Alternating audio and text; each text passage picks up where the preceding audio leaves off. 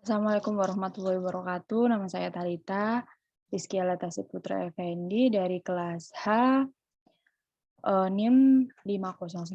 Nah, saya di sini ingin menjelaskan tentang makalah yang sudah saya buat di pertemuan sebelumnya dan saya rubah menjadi mind map menjadi sedikit lebih ringkas dibandingkan dengan makalah yang berlembar-lembar.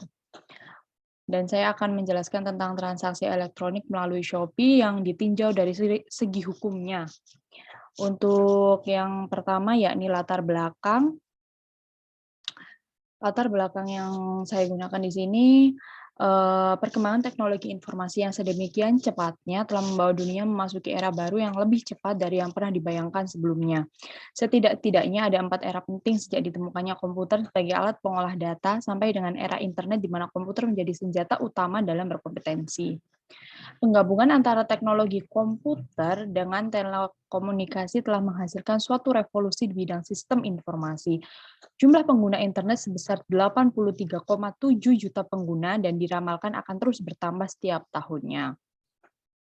Jumlah pengguna internet yang mencapai 83,7 juta pengguna atau sekitar 30% dari total penduduk di Indonesia, pasar e-commerce dapat menjadi tambang emas bagi sebagian orang yang akan menggeluti bisnis online shop. Menurut Menkominfo, nilai transaksi e-commerce mencapai 150 triliun rupiah pada tahun 2014. Berdasarkan dari data Boston Consulting Group atau BCG, diperkirakan pada tahun 2020 akan terjadi ledakan e-commerce, di mana jumlah masyarakat kelas menengah di Indonesia yang banyak melakukan e-commerce akan mencapai 141 juta orang atau sekitar 54% penduduk Indonesia. Dilihat dari data ini sudah jelas dan bisa dipastikan bahwa potensi pasar e-commerce di Indonesia sangatlah besar. Dan untuk yang kedua, saya akan menjelaskan tentang rumusan masalah yang saya gunakan pada makalah saya. Yang pertama yakni bagaimana kekuatan hukum mengikat dalam perjanjian transaksi elektronik. Dan kemudian yang kedua mengetahui perlindungan hukum pada konsumen dalam bertransaksi melalui media internet. Untuk yang ketiga yakni bagaimana legalitas atau bagaimana keabsahan sebuah kontrak elektronik dapat melakukan sebuah transaksi jual di media internet. Untuk yang keempat, bagaimana Shopee menjamin perlindungan hukum terhadap pengguna aplikasi, terutama untuk pembeli.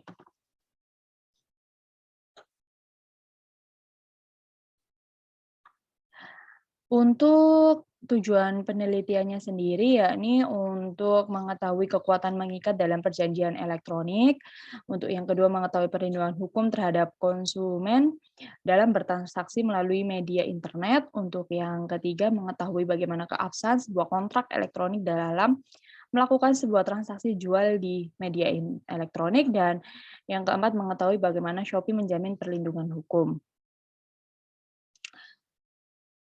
Dan untuk manfaat penelitiannya sendiri, untuk menambah wawasan kita dan pengetahuan secara pribadi untuk saya dan kepada pembaca, mengenai keabsahan transaksi elektronik e-commerce yang dilihat dari segi hukum perjanjian dan perlindungan terhadap konsumen pengguna transaksi e-commerce melalui media internet. Dan untuk yang kedua, mendapatkan gambaran legalitas transaksi e-commerce yang dilihat dari sisi hukum perjanjian. Dan untuk yang ketiga, agar dapat meningkatkan perlindungan hukum bagi konsumen pengguna media internet dalam hal transaksi e-commerce. Dan untuk metode penelitiannya sendiri, yakni ada metode pendekatan, dan untuk jenis penelitiannya sendiri yakni deskriptif analisis, dan untuk jenis datanya yakni terdapat data primer dan data sekunder.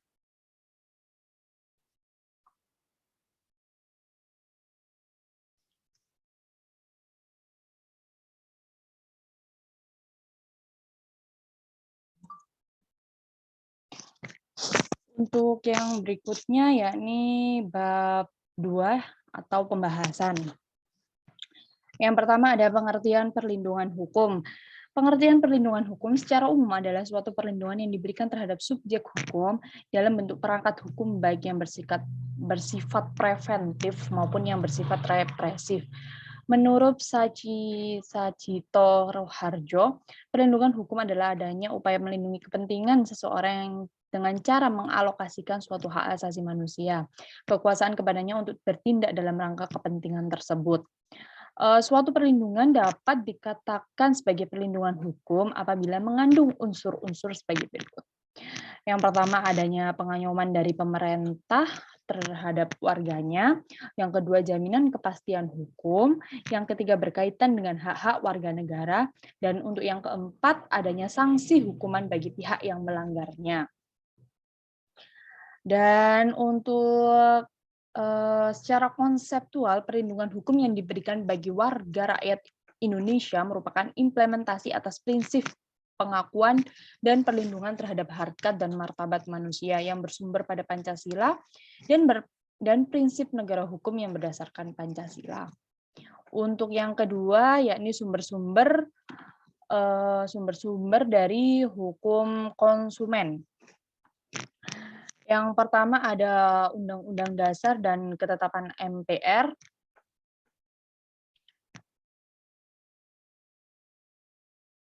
Itu untuk Undang-Undang Dasar 1945 pembukaan alinea keempat yang berbunyi kemudian daripada itu untuk membentuk suatu pemerintahan negara Indonesia yang melindungi segenap bangsa Indonesia.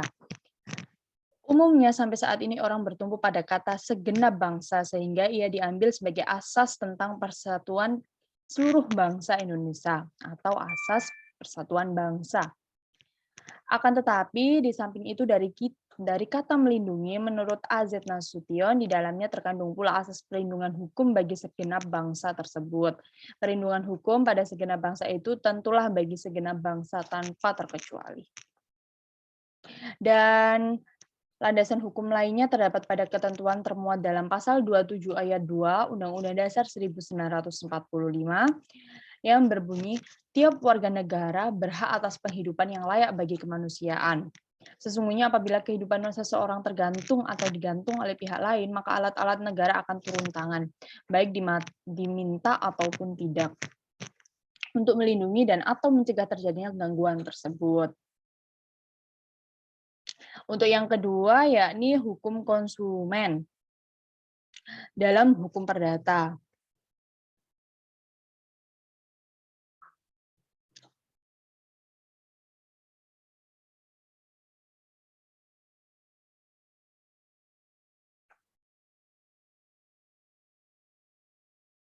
Jadi, kalau dirangkum keseluruhannya dan terlihat bahwa kaidah-kaidah hukum yang mengatur hubungan dan masalah hukum antara pelaku usaha, penyedia barang, dan atau penyelenggara jasa dengan konsumennya masing-masing terlihat termuat dalam Kitab Undang-Undang Hukum Perdata, terutama dalam buku kedua, ketiga, dan keempat, yang terus Kitab Undang-Undang Hukum Dagang, buku ke-1 dan buku kedua, berbagai peraturan perundang-undangan lalu yang memuat kaidah-kaidah hukum bersifat perdata tentang subjek-subjek hukum, hubungan hukum dan masalah antara penyedia barang atau penyelenggara jasa atau konsumen.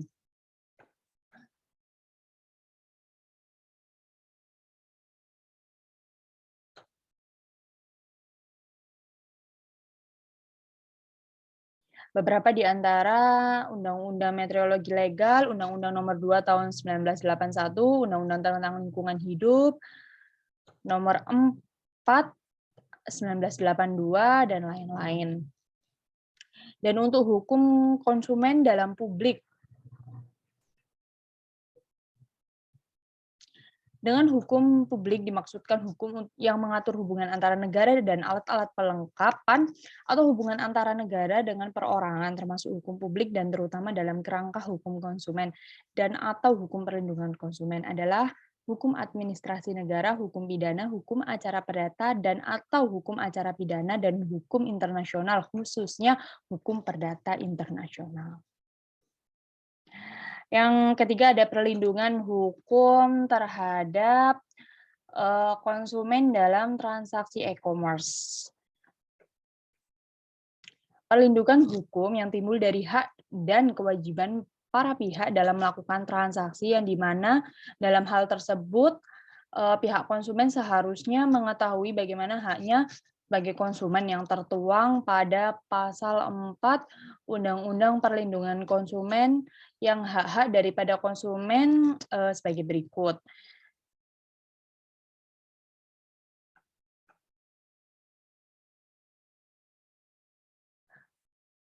Yang pertama, hak atas kenyamanan, keamanan, dan keselamatan dalam mengkonsumsi barang atau jasa.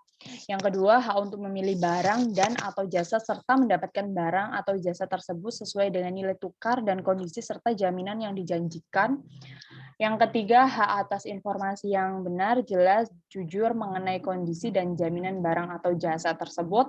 Hal untuk didengar pendapat dan keluhan atas barang atau jasa yang digunakan, hak untuk mendapatkan advokasi, perlindungan, dan upaya penyelesaian sengketa pelindungan konsumen secara patut. Untuk yang keenam, hak untuk mendapat pembinaan dan pendidikan konsumen. Yang ketujuh, ada hak untuk diperlakukan atau dilayani secara benar dan jujur, serta tidak diskriminatif.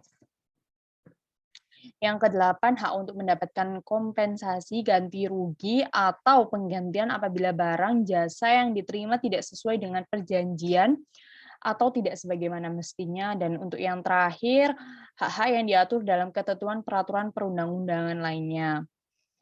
Dan untuk yang keempat, ada sejarah perkembangan e-commerce. Dan yang pertama ada awal e-commerce di Indonesia. Itu lahir bermula dari hadirnya Indonet. Saat itu Indonet sebagai Internet Service Provider di Indonesia. Kemunculan Indonet menjadi cikal bakal pemanfaatan teknologi dalam segala bidang, tidak terkecuali pada bisnis online. Kemudian pada tahun 96 muncul di Vcom, Intrabumi atau Dnet yang dianggap sebagai perintis jual beli online. Kehadiran media transaksi ini tentu saja menjadi kabar yang baik tidak hanya pemilik bisnis melainkan konsumen. Dengan menggunakan internet, proses transaksi akan jauh lebih mudah. Kemudian untuk era pertengahan tahun 2010 sampai 2011, satu persatu e-commerce di Indonesia mulai menampakkan diri. Salah satunya ada Gojek, aplikasi yang pada mulanya hanya mengantar dan menjemput pelanggan, namun kini bertambah fiturnya dengan pemesanan makanan hingga membayar tagihan listrik, telepon, dan sebagainya. Tidak heran apabila Gojek dikatakan sebagai startup dengan level unicorn karena valuasinya mencapai 1 miliar lebih. Inovasi yang dilakukan oleh Gojek memberikan banyak inspirasi ke e-commerce lainnya, maka kemunculan Gojek juga diikuti oleh e-commerce seperti Shopee, Tokopedia, Bukalapak, dan lain sebagainya. Dan untuk era keemasannya sendiri, saat ini bisa dikatakan bahwa era keemasan e-commerce di Indonesia, Anda akan sangat jarang menemukan konsumen yang membelanjakan uangnya tidak melalui e-commerce. Apalagi saat pandemi seperti ini, semuanya hanya butuh klik dan transaksi akan terjadi. Dan untuk yang terakhir tentang legalitas transaksi e-commerce ditinjau dari hukum perikatan. Untuk yang pertama, sepakat mereka yang mengikat dirinya. Suatu kesepakatan selalu diawali dengan adanya suatu penawaran oleh satu pihak dan dilanjutkan dengan adanya tanggapan berupa penerimaan oleh pihak lain. Jika penawaran tersebut tidak ditanggapi atau direspon oleh pihak lain, maka demikian tidak ada nada kesepakatan. Karena itu diperlukan dua pihak untuk melahirkan suatu kesepakatan tersebut. Dan untuk yang kedua, kecakapan untuk membuat suatu perikatan. Pada dasarnya, semua orang adalah cakap untuk membuat sepakatan, kecuali jika ia oleh undang-undang dinyatakan tidak cakap.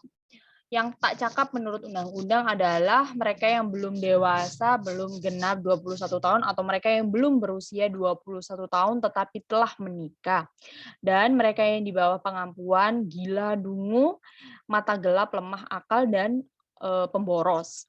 Dalam transaksi e-commerce, sangat sulit menentukan seseorang yang melakukan transaksi telah dewasa atau tidak berada di bawah pengampuan.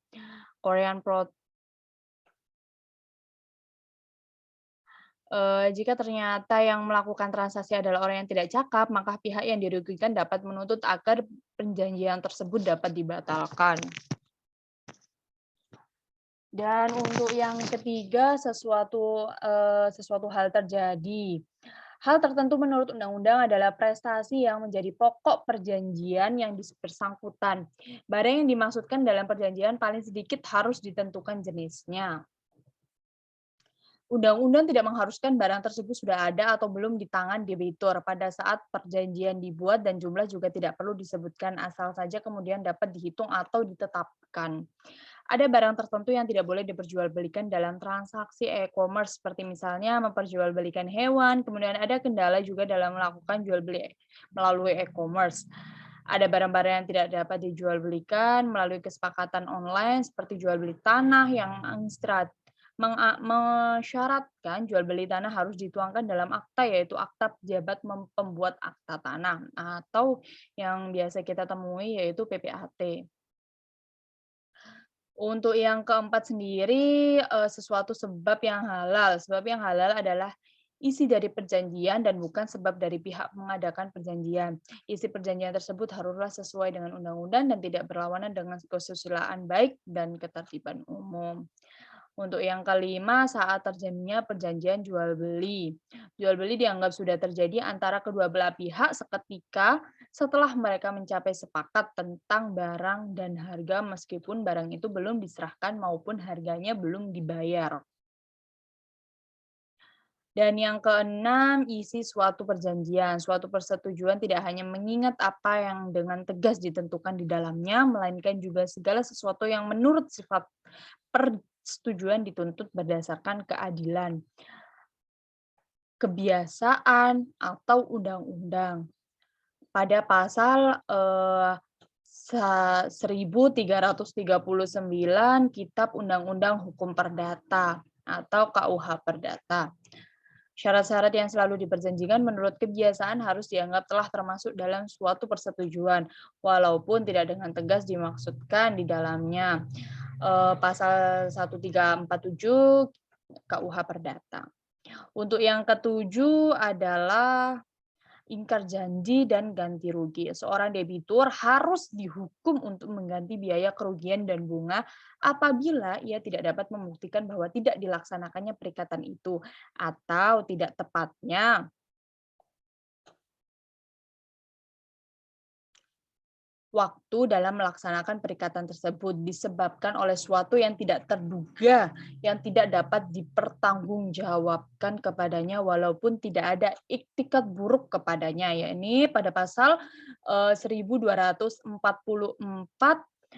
KUH Perdata. Dan untuk kesimpulannya, transaksi jual beli melalui e-commerce saat ini dan terutama di wilayah hukum negara Indonesia telah berkembang dengan pesat. Indonesia telah memiliki landasan hukumnya mengenai perlindungan konsumen, yakni Undang-Undang Nomor 8 Tahun 1999 tentang perlindungan konsumen, di samping masih adanya peraturan perundang-undangan lainnya mengatur hal yang sama.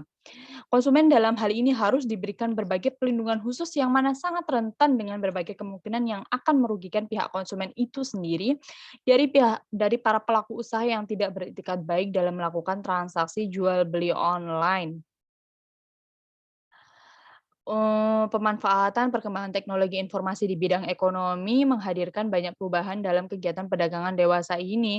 Perdagangan yang tadinya bersifat konvensional yang mengharuskan interaksi tatap muka antara penjual dan pembeli, bertransformasi menjadi perdagangan yang bersifat elektronik, di mana antara penjual dan pembeli tidak perlu bertatap muka untuk proses jual belinya, melainkan cukup melalui sistem commerce. Dan saran dari saya yakni dari kesimpulan yang sudah dipaparkan, yang pertama kepada pihak konsumen yang hendak melakukan transaksi di media internet, kiranya lebih memperhatikan unsur kehati-hatian dalam melakukan transaksi, kenali terlebih dahulu alamat web yang menyediakan jasa jual beli di mana internet serta pahami klausula baku yang diadakan oleh pihak pelaku usaha atau penjual, serta memahami hak dan kewajiban penjual dan pembeli sendiri. Untuk yang kedua, perlunya penjelasan yang dini terhadap konsumen dalam melakukan transaksi di media internet ini, dikarenakan transaksi yang dilakukan oleh kedua belah pihak ialah transaksi yang berbentuk digital atau elektronik ekonomi. Sekian dari saya yang dapat saya sampaikan. Kurang lebihnya saya mohon maaf yang sebesar-besarnya. Assalamualaikum warahmatullahi wabarakatuh.